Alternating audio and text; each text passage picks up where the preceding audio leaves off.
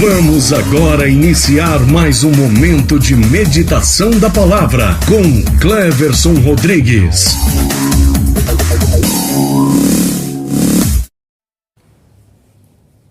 Olá, meus irmãos, graça e paz do nosso Senhor Yeshua, que Deus venha abençoar a vida de cada irmão. E na manhã de hoje, irmãos, eu quero falar uma palavra, a respeito do grande profeta, do grande homem de Deus, profeta Elias. Então, antes disso, eu quero pedir para que os irmãos dêem o seu like, se inscrevam no canal, compartilhem os nossos vídeos, para que o YouTube venha dar maior alcance, e para que nós possamos, assim, impactar a vida das pessoas através da palavra de Deus. Amém, irmãos? Então, a palavra que eu vou ler nessa manhã se encontra no livro de 1 Reis, capítulo 1, versículo 17. 1 Reis, capítulo 17, versículo 1, diz assim a palavra do Senhor. Então Elias, o tisbita, dos moradores de Gileade, disse a Acabe: Vive o Senhor, Deus de Israel, perante cuja face eu estou, que nestes anos nem orvalho nem chuva haverá, senão segundo a minha palavra. Amém, irmãos? O que acontece, irmãos? Elias, um homem de Deus, apareceu na história no contexto do rei Acabe. Acabe havia acabado de se casar com Jezabel, e Jezabel, ela era princesa fenícia da cidade de Tiro e Sidom, era filha de Baal com Ássera. Amém, irmãos? E você vai ver que tanto Baal, quanto Ássera, quanto Jezabel, eles vão aparecer para nós como figura de linguagem, porque Deus ele denuncia o culto a Baal, o culto dos povos cananitas, a adoração a Baal, e a idolatria e a prostituição dos profetas e sacerdotes de Israel com relação a esse culto que era regado a orgias sexuais e muitas outras práticas pagãs. Amém, irmãos? Então, dada essa explicação, vocês vão ver que Elias ele aparece neste contexto, onde os homens de Deus, os sacerdotes de Israel, estavam agora seguindo o Deus Baal, e Elias ele se levanta e ele profetiza contra a casa de Israel. Então ele fala que não vai chover na terra de Israel, senão segundo a palavra dele. E essa palavra se cumpre, irmãos. E você vai ver que por causa desta palavra houve grande fome em Israel. Deus ele permitiu que a palavra do profeta se cumprisse, mas algo interessante que você pode analisar, que toda a palavra do profeta, todo profeta ele está sujeito à sua profecia. Então Elias ele colheu também os frutos dessa seca, Durante algum tempo Deus ordenou a corvos que o alimentassem com pão e carne, as manhãs e as tardes.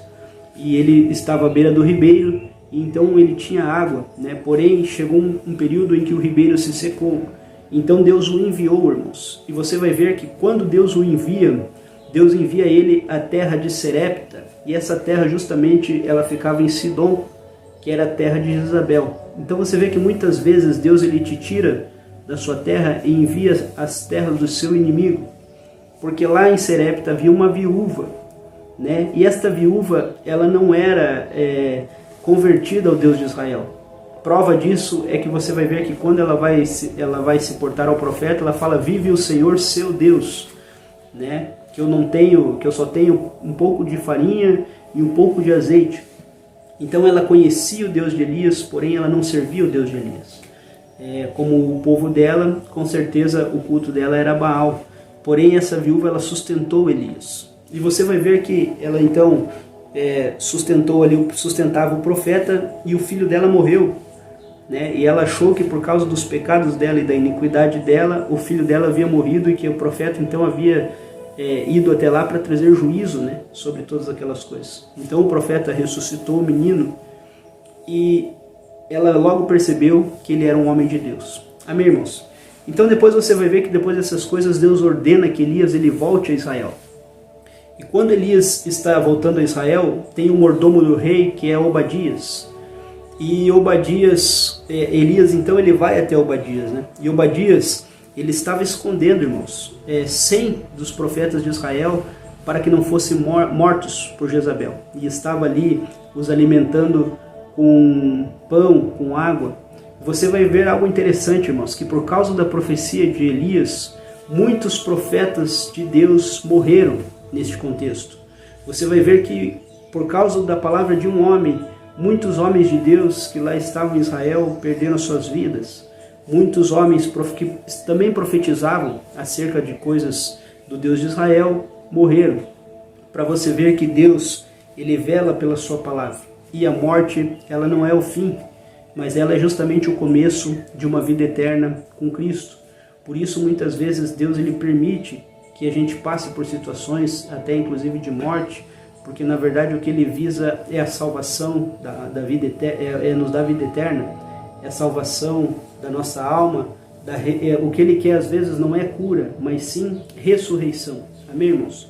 Então vocês vão ver que quando Elias ele chega em Israel, ele chama todos os profetas de Baal e de Áxera ao Monte Carmelo.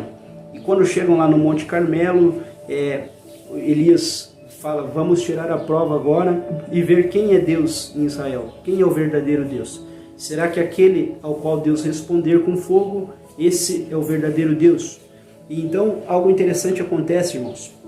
Os profetas de Baal fizeram seus altares e durante o dia todo invocavam a Baal sem resposta. E aí eu vejo Elias com uma atitude muito peculiar de alguém que ainda precisa ser tratado por Deus. Ele zombava, né, dos profetas de Baal, dizendo assim: chame mais alto, né? Pode ser que ele esteja dormindo, pode ser que ele esteja fazendo alguma outra coisa, uma hora ele vai atender vocês, né? Ele zombava, irmãos, amém? E então você vê que havia nele soberba, havia nele orgulho, havia nele medo, havia nele sentimentos muito peculiares de pessoas que estão fazendo a obra de Deus, mas são meros instrumentos na mão de Deus. E precisa passar por um processo para você perceber que realmente essas coisas são dessa forma.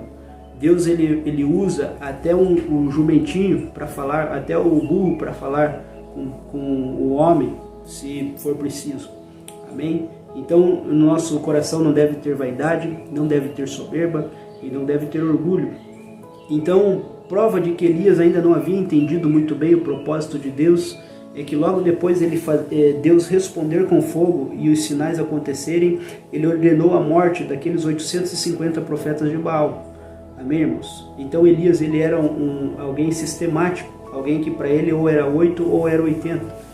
Né? Ele havia se esquecido de que lá em Serepta, uma mulher que também adorava Baal havia o sustentado.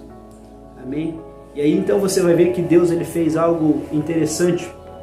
Ele na verdade permitiu que viesse a chuva, e quando Jezabel ficou sabendo do que fizera Elias, ela ordenou a sua morte. Então Elias agora, aquele homem, né, que com toda autoridade havia profetizado, aquele homem que havia com toda autoridade mandado matar aqueles 850 profetas de Baal, agora estava fugindo de uma única mulher, de Jezabel. E os sintomas de Elias lá na caverna escondida, sintomas de pessoas que estão com depressão, que não estão vivendo uma vida confiando em Deus, porque Deus usou a vida dele para fazer os sinais, e ele mesmo assim estava escondido, e ele falava com o Senhor, ele desejou a morte, irmãos. Ele falava: Senhor, mataram os seus profetas, eu fiquei só. E ele se sentiu sozinho. E muitas vezes assim somos eu e você na nossa caminhada com Cristo. Às vezes nos sentimos sozinhos, mesmo depois de já ter visto tantos sinais, de Deus já ter se manifestado tantas vezes através da nossa vida.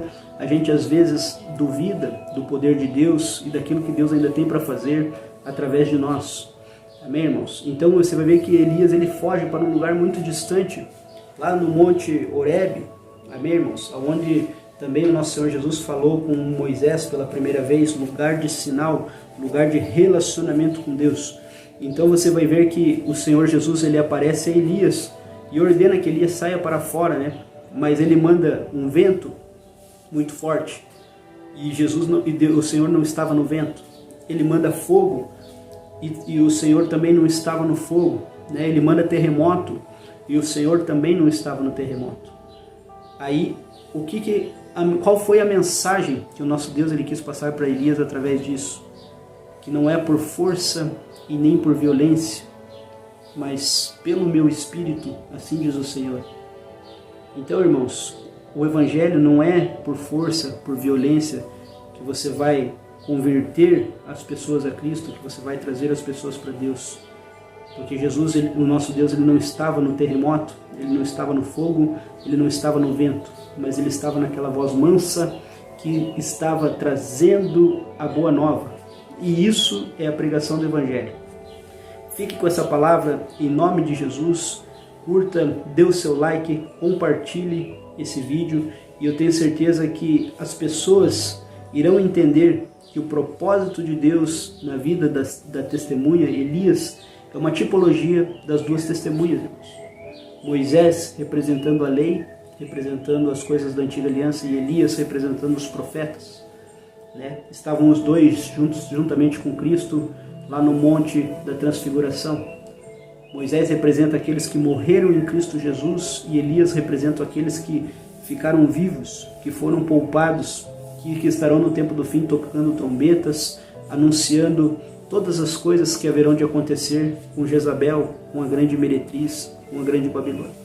Amém, irmãos? Deus abençoe a todos, se inscrevam no meu canal e que o nosso Senhor Jesus Cristo venha abençoar a vida de cada irmão, que cada irmão venha fazer o Evangelho, venha pregar o Evangelho com amor, sem soberba, sem orgulho, sem arrogância, com mansidão, temperança, domínio próprio, autogoverno, autocontrole, princípio de mordomia, princípio de semeadura.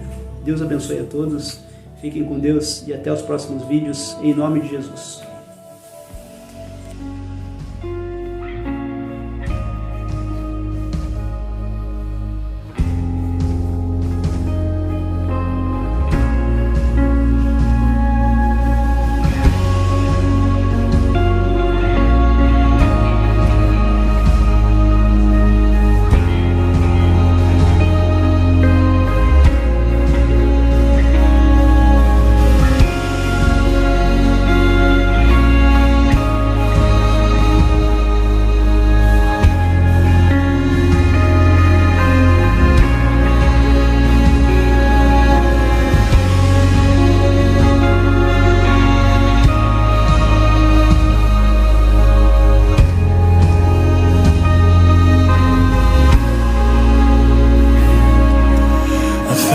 Generations falling down in worship to sing the song of ages to the Lamb. All who've gone before us and all who will believe will sing the song of ages to the Lamb. 'Cause your name is the highest, your name is the greatest, your name stands above them all. All thrones and dominions, all powers and positions, your name stands above them all. And the angels cry.